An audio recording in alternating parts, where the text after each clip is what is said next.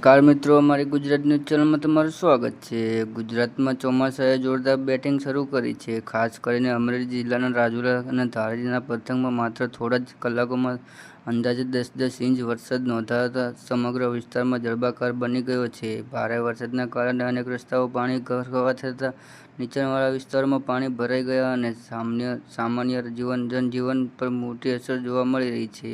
સતત વરસાદના કારણે ખોડિયાર ડેમમાં પાણીની આવક ઝડપથી વધી ગઈ છે। ડેમની જળ સપાટી જોખમી સ્તરે પહોંચતા તંત્રએ સુરક્ષાના ભાગરૂપે ડેમના 9 દરવાજા ખોલવાનો નિર્ણય લીધો છે। ડેમમાંથી મોટા પ્રમાણમાં પાણી છોડતા આસપાસના આશરે 40 ગામને એલર્ટ જાહેર કરવામાં આવ્યું છે। નદી કાંઠાના વિસ્તારમાં રહેતા લોકોને સાવચેત રહેવા અને જરૂર પડે તો સુરક્ષિત સ્થળે જવા માટે સૂચના આપવામાં આવી છે। રાજુલા અને ધારીના અનેક વિસ્તારોમાં ખેતીવાડી જમીનો પાણીમાં ડૂબી ગઈ છે। ખેતરો જાણે તળાવમાં ફેરવાઈ ગયા હોય તેવો દૃશ્ય જોવા મળી રહ્યો છે। ખેડૂતોને પાકને નુકસાન થવાની ચિંતા સતાવી રહી છે। અનેક ગામોમાં સંપર્ક માર્ગો બંધ થતાં લોકોને અવરજવરમાં મુશ્કેલી પડી રહી છે।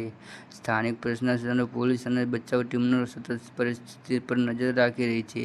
બીજી તરફ રાજ્યનું સૌથી મોટું શહેર અમદાવાદમાં પણ ધોધમાર વરસાદ વરસ્યો છે। શહેરના અનેક વિસ્તારોમાં રસ્તાઓ પર પાણી ભરાઈ જતાં વાહન ચાલકોને ભારે હાલાકીનો સામનો કરવો પડ્યો હતો।